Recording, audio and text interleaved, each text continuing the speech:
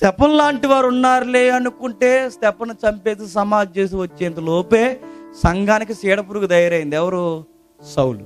సౌలు హింసించేస్తున్నాడు లే అంటే చెదిరిపోయి ఆయా ప్రాంతాల్లో సువార్త చేస్తుంటే అపోస్తులు 12 మంది ఉన్నారు. అందులో 3 ప్రధానంగా యాకోబు, యోహాను, పేతురులు ఉన్నారులే అనుకుంటే యాకోబుని ఏం చేశారట? ప్రజల సరదా కోసమట కత్తి తీసి తల నరికేశారు. ఎంత దారుణం చూడండి. నేను మరలా చెప్తున్నాను, ప్రజల దగ్గర మన్నన పొందుకోవడానికి ఈ రోజు కూడా నాయకులు చేసే దుర్మార్గమైన పని ఏంటి చెప్పనా? అవసరమైతే అమాయకులైన దేవుని పిల్లల్ని చెప్పండి చంపేస్తారు, చంపేస్తారు. అందులో నేరం చేసి అమాయకుల మీద గెంటేయడంలో దిట్ట ఈ మానవ ప్రపంచం. ఎప్పుడు గుర్తుపెట్టుకోండి, దేవుని పిల్లల మీద గెంటి. ఎందుకు చెప్పనా? క్రీస్తు శకం 70లో ఒకడు ఉంటాడు, నీరో అంటారు. యెరూషలేమును తగలెట్టేసి ఈడు తగలెట్టేసి కొత్త నిర్మాణాలు కట్టుకుందామని, ఈడు తగలెట్టేసి ఈడు కొత్త గవర్నమెంట్ స్థాపిద్దామని ఈడు తగలబెట్టేసి ఈ యెరూషలేమును తగలెట్టేసింది ఎవరంటే కొత్తగా వచ్చిన క్రైస్తవుల మీద దోషేసాడు నేరం. అంతేనండి. ఆ రోజు క్రైస్తవుని ఎలా చంపేశారు తెలుసా? మైనువులో ముంచి చెట్లుకి ఇలా కట్టి వెంటనే నిప్పంటిస్తే బొగ్గుమని కాలిపోయేవారు స్త్రీ పురుషులు. ఆడపిల్లలైన స్త్రీలు తీసుకొచ్చి గర్భిణీల్లో కత్తులు పెట్టి చీరేసి పిల్లని బయటికి లాగేసేవారు. స్త్రీలను పురుషులను తీసుకెళ్లి మృగాలకు ఇసిరేసేవారు. ఎందుకు?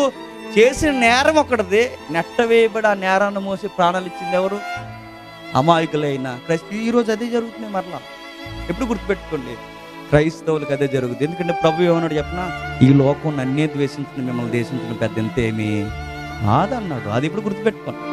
నన్నే బతకనివ్వలేదు, మిమ్మల్ని బతకనిస్తారని అసలు అనుకోకండి.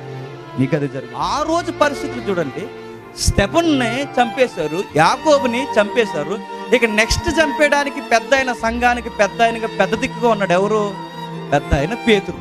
పేతుర్ని గొర్రెను దాచినట్టు ఇంక పండక్కి దాస్తుంటారు చూసారా?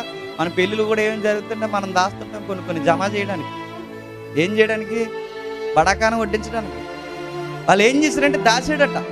దాచిన తర్వాత ఒక గొర్రెను దాచినట్టు, ఒక జంతువుని దాచినట్టు నెక్స్ట్ పేతురు గారిని చంపేద్దామని దాచారట.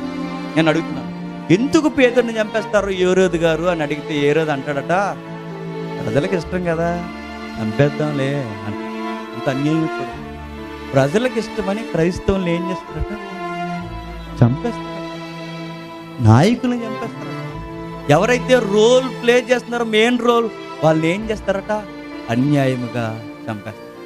పేతురు గారిని ఏం చేశారంటే చంపేద్దామని దాశారట. ఈ లోపు సంఘం ఏం చేస్తుందట? అన్నయ్య చెప్పాడుగా, ఏం చేస్తుందట? సంఘం బాగానండి ప్రార్థన చేయడానికి కూడుకుంది. నేను అడుగుతున్నాక ముగిస్తూ, సంఘం ఎక్కడ కూడుకుంటే అక్కడ చీడపురుగులు ఉన్నాయి. సౌలు తర్వాత మారిపోయాడండి. ఈ అధ్యాయంకి వచ్చేసరికి చీడపురుగులు ఇంకా కొనసాగుతున్నాయి. ఎక్కడైతే కూడుకుంటున్నారో అక్కడికి ఇంటింట్లో కూడా వెళ్ళిపోయి లాక్కొచ్చేస్తున్నారు. ఎవరిని? స్త్రీలను, పురుషులను, అవసరమైతే పిల్లలను కూడా చంపేస్తాం. ఏ ఇంట్లో కూడుకులు జరిగితే ఆ ఇంట్లో ఉన్న వాళ్ళు లాక్కొచ్చేస్తుంటే, ఇప్పుడు యాకోబుని చంపేసి స్టెఫను చంపేస్తే రేపు పొద్దున్న పేతురుని చంపేయడానికి రెడీగా ఉంటే ఈ టైంలో ఎవరైనా మా ఇంట్లో ప్రార్థన పెట్టండి అని అడుగుతారా? నేను ఈ పాయింట్ అడుగుదామని అంత చెప్పుకొస్తాను. ఎవరైనా అడుగుతారా? ఇప్పుడు ఇదే చెప్తున్నాను. ఎక్కడైతే మీటింగ్ జరిగిందో, ఎక్కడైతే ప్రార్థన పెట్టి ఆ ఇంట్లో బాంబు పెట్టేస్తున్నారు అనుకోండి, రేపు పొద్దున వచ్చే వారం గృహకుడు మా ఇంటికి పెట్టినాను అంటారా? మానేసేమండి. ఆ దేవుడిని నమ్ముకోవట్లేదు మేము అస్సలు అంటాం.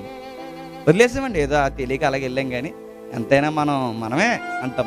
మనం నేను మరలా అడుగుతున్నాను, ఎవరైతే కూడుకుంటున్నారో ఆ ఇంటికే నష్టం వాటిల్లితే, ఎవరైతే కూడుకుంటున్నారో ఆ ఇల్లే లేచిపోతే, ఎవరైతే కూడుకుంటున్నారో ఆ ఇంటినే లేకుండా చేస్తే ఇప్పుడు ఇల్లు ఇచ్చేది ఎవరు? పురుషులే అడలెత్తిపోతున్నారు. ఎందుకు?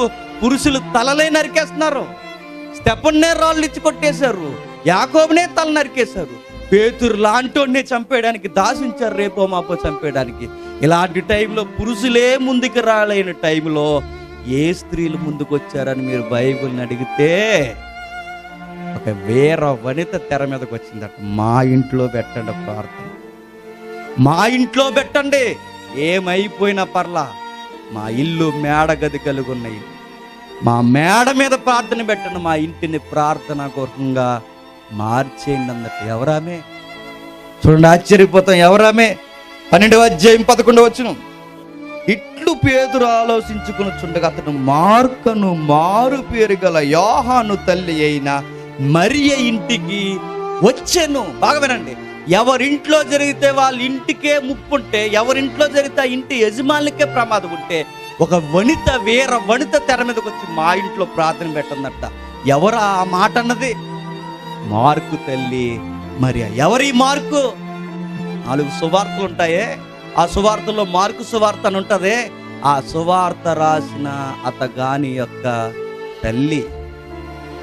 పేతుని చంపేసినా పర్లేదు, యాకోబుని చంపేసినా పర్లేదు, రేపొద్దున మమ్మల్ని చంపేసినా పర్లేదు, దేవుని కొరకు ప్రార్థన చేయడానికి మా ఇంట్లో పెట్టను. నేను అంటాను, ఆ రోజు మనం బతుకుంటే పెట్టగలమా? నేను అడుగుతున్నాను. ఆ రోజొద్దు. ఈరోజు రోజు రోజుకి మీకు బిగిసిపోతున్న ఈ ఆజ్ఞల మధ్య, ఈ ప్రభుత్వ ఒత్తిళ్ళ మధ్య మీ ప్రభు కొరకు మీరు ప్రార్థన పూర్వకంగా నిలబడగలరా? ఆ వేర వణుతొచ్చందట మా ఇంట్లో పెట్టండి.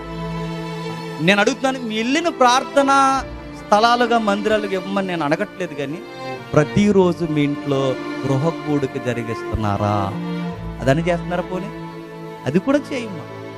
కానీ పేరుకి మనం ఎవరు చెప్పండి? క్రైస్తవ స్త్రీలు. మీకోసమే క్రైస్తవ స్త్రీలమ్మా. మీరే మీ గృహాల్లో ప్రార్థనలు పెట్టకపోతే, నేను చెప్తున్నాను, అన్న చెప్పినట్టు సౌలు రావాల్సిన అవసరం లేదు మన ఇంటికి. చెప్పండి, సాతాను వచ్చి సిటికేస్తే చాలంటే మన సంసారం ఏమైపోద్ది? సిందరవందర అయిపోద్ది అంతే. ప్రార్థన ఉండదు, ఏమీ ఉండదు. ఏమీ లేకపోతే ఏంటి పరిస్థితి?